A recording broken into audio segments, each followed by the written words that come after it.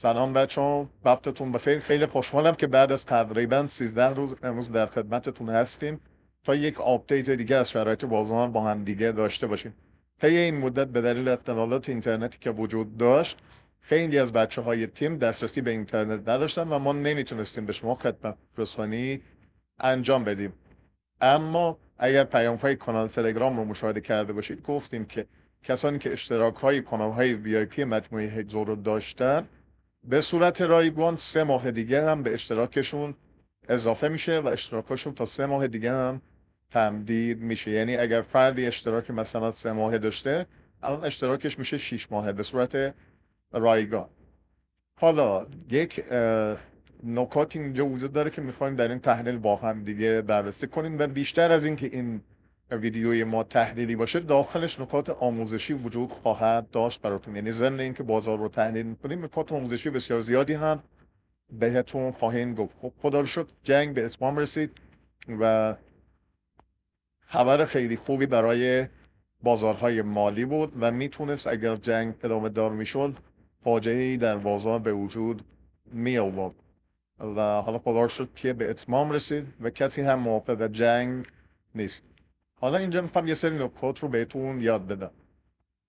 قبل از اینکه بریم سراغ خود چارت، بیایم یه سری الگوهای رفتاری رو با هم بررسی کنیم.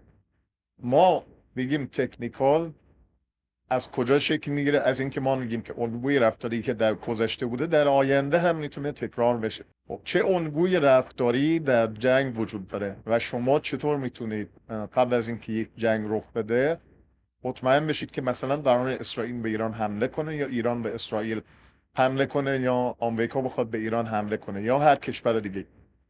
این نشانه هاش به چه شکلی هست؟ یعنی قبل از اینکه جنگ رخ بده چه اتفاقاتی رخ میده توی یکی دو روز قبل ترش که شما بتونید ازش یک سیگنالی بگیرید، یک نتیجه گیری کنید که مثلا برید روی طلا یک معامله لانگ بزنید یا بخواید مثلا یک معامله سل بزنید، حالا روی نفت باشه یا هر دارایی دیگه که خودتون مد نظرتون هست. همیشه یک سری الگوی رفتاری اینجا در جنگ وجود داره.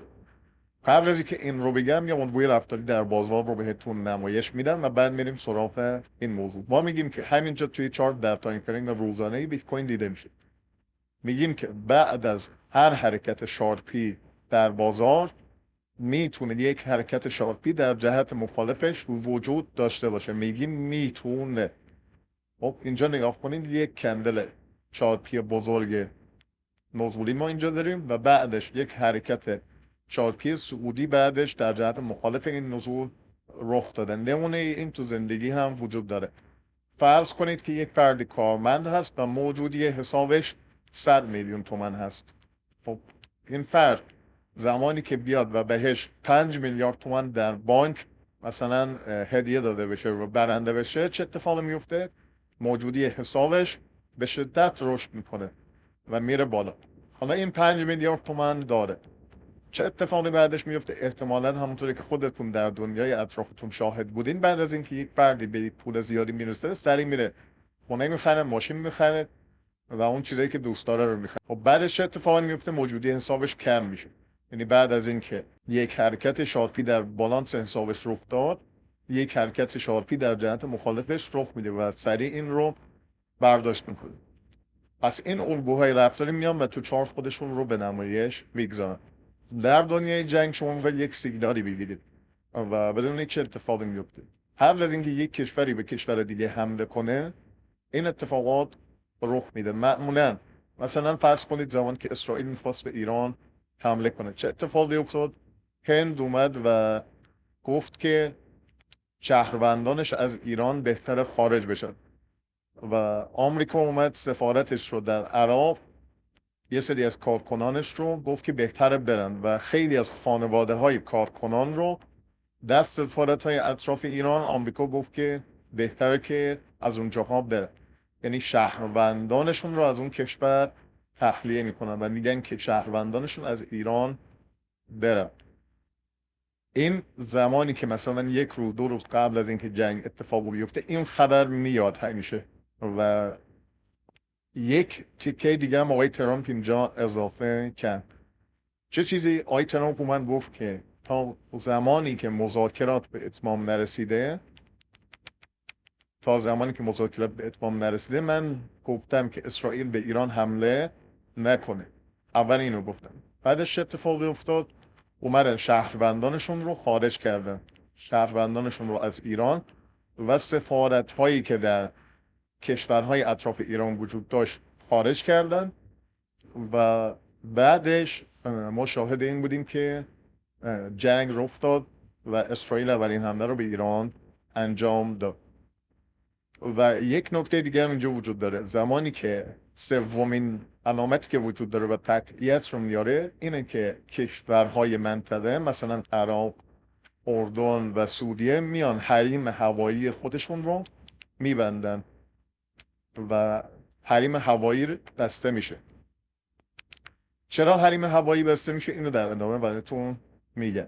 خب زمانی که این سه تا نشانه رو ما دیدیم، حالا این بحث مذاکرات تو بحث آقای ترامپ فقط وجود داشت، بیشترش این دو تا نشانه اصلی هست. یعنی اینکه یک اتفاق خیلی مهمی 100% قراره بیفته و با توجه به این شما میتونید دیگه تصمیم گیری در بازار مالی برای خودتون داشته باشید که داراییتون رو بفروشید یا نه. همین الگوی رفتاری زمانی که آمریکا می‌خواست به ایران حمله کنه دوباره وجود داشت. کجا؟ شب قبل از اینکه حمله کنن، یعنی یکی دو شب قبل از اینکه حمله کنن، اول آقای ترامپ اومد گفت که من 2 هفته مهلت میدم که ایران با اروپا حالا مذاکره کنه تا ببینیم نتیجهش چی میشه و با هم برنامه‌ریزی کنیم تا بعد یه نتیجه گیری کنیم که آیا باید حمله کنیم به ایران یا نه. و طی این 2 هفته فعلا حمله نمیکنیم. یعنی همین بحث مذاکرات که گفتن تا مذاکرات به اتمام نرسه حمله نمیکنن، بحث 2 هفته رو پیش کشید.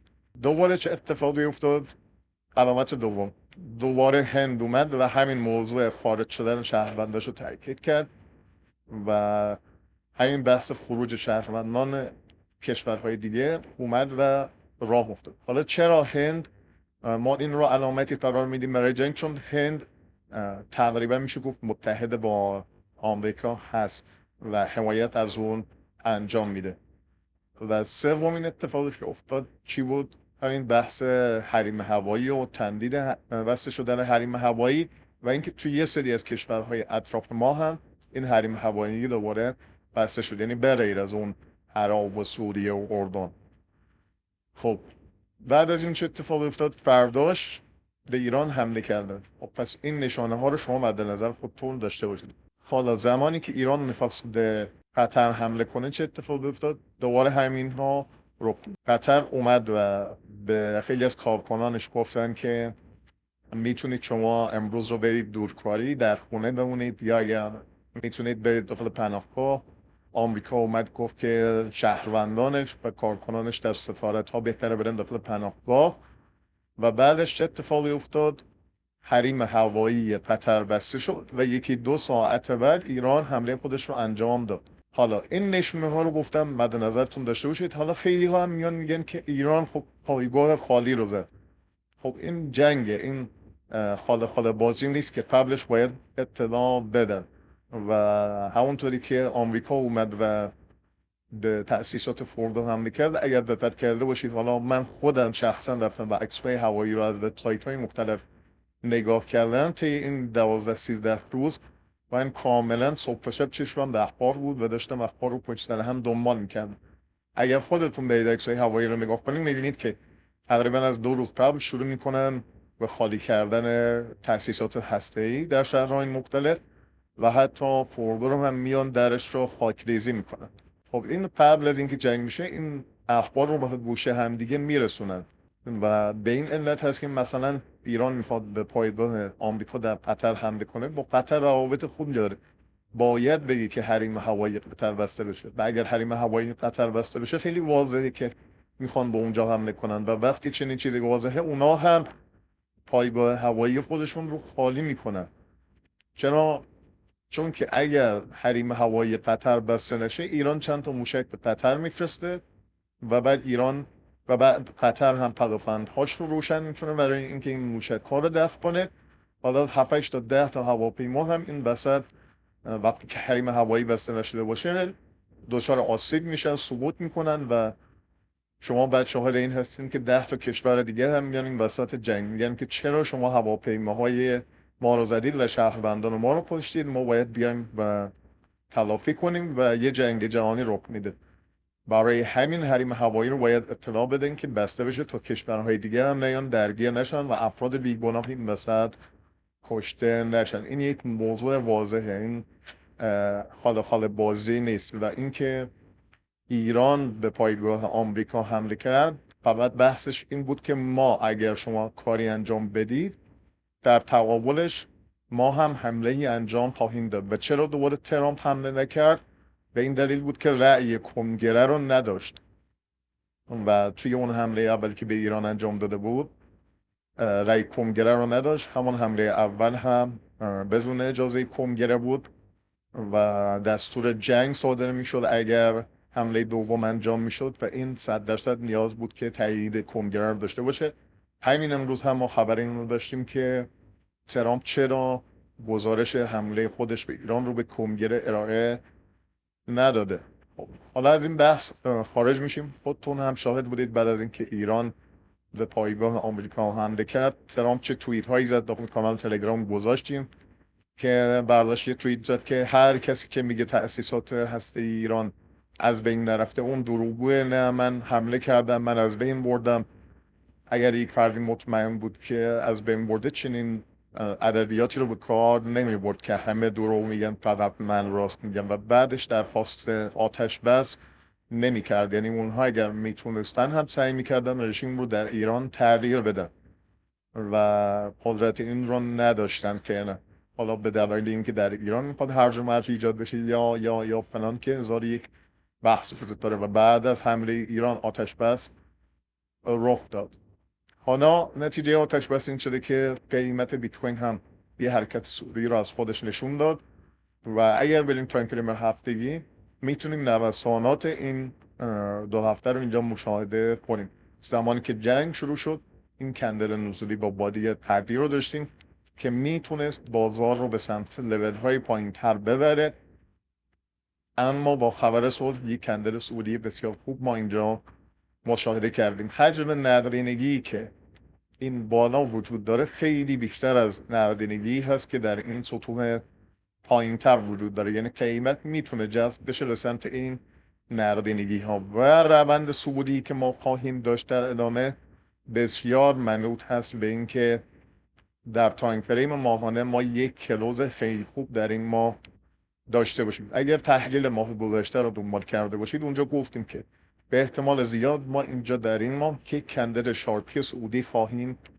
داشت که حالا به دلیل خبر جنگی که داشتیم و اتفاقات ناگواری که افتاد دیدیم ترند نزولی در تایم پایین شکل گرفت. اما باید هنوز صبر کنیم 5 روز و 14 ساعت دیگه تا ببینیم این کندل به چه شکلی کلوز خواهد داد. فعلا میریم تو تایم فریم دیلی و از بازار تو تایم های پایین استفاده میکنیم و لانگ های کوچیکی رو میگیریم تا زمانی که قیمت بیاد بالا و از سطح حدودا 112,000 دلار عبور کنه. نگاهی به دامیننس بیت کوین بندازیم. این بسیار مهم بود که دامیننس بیت کوین بخواد بیاد بالا و به لول 70% برسه، یعنی محدوده 70% برسه. قبلا دلایلش رو براتون توضیح دادن اما فعلا اینجا گیر کرده و این هم خیلی مهم هست که ما بخوایم اون رو تحت نظر داشته باشیم در تایم فریم ماهانه که ببینیم چطور کلوز خواهد داد. بریم سراغ دامیننس تتر. اگر RSI رو چک کنیم هنوز زیر لول 50 هست و ترندش میتونه برای آینده نزولی تلقی بشه.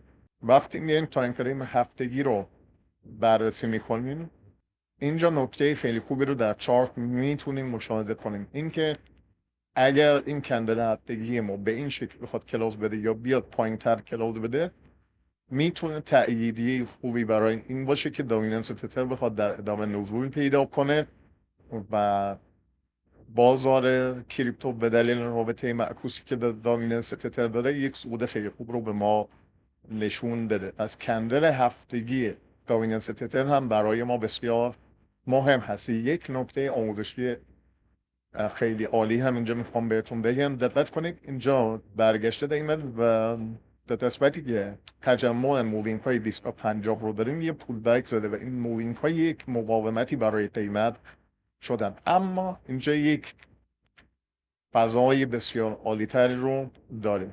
یک نکته آموزشی بسیار بسیار مهم، جایی که قیمت سریع حرکت میکنه توی اون تیکه میتونه سریع هم برگشت داشته باشه. دقت کنید ما اینجا یک حرکت نزولی خیلی سریع داشتیم و میاد طرف مقابلش همینجا هم یه دونه کندل با بادی بلند و سعودی خیلی خوب داره. دوباره میان توی این قسمت میبینیم که یک کندل نزولی با بادی خیلی خوب داره و خیلی سریع هم قیمت برگشت کرده تا همین محدوده و ریاکشن به ما نشون داده. این رو میتونید در چارت در قسمت های مختلف مشاهده کنید و در چارت بیت کوین هم این وجود داشت. همون ابتدا براتون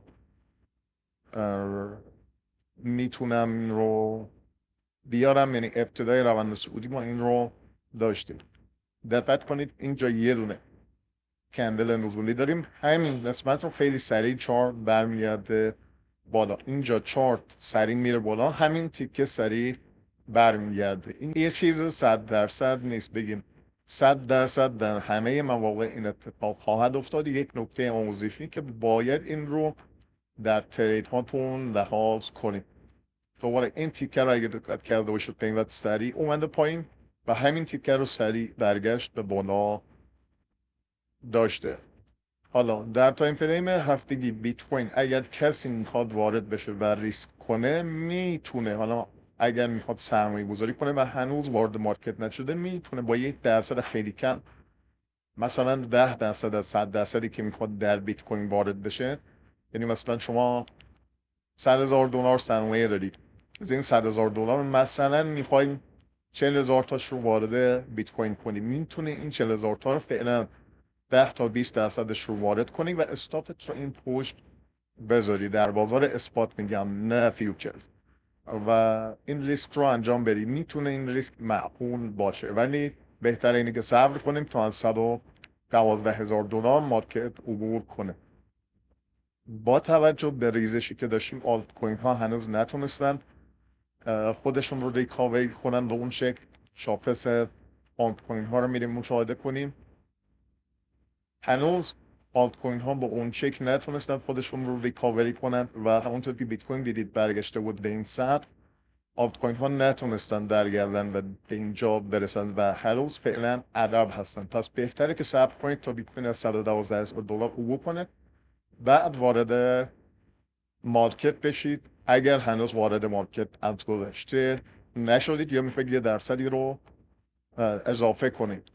تایم ویدیو طولانی میشه، در ادامه در روزهای آینده ما بررسی آلت کوین ها رو با هم دیگه خواهیم داشت.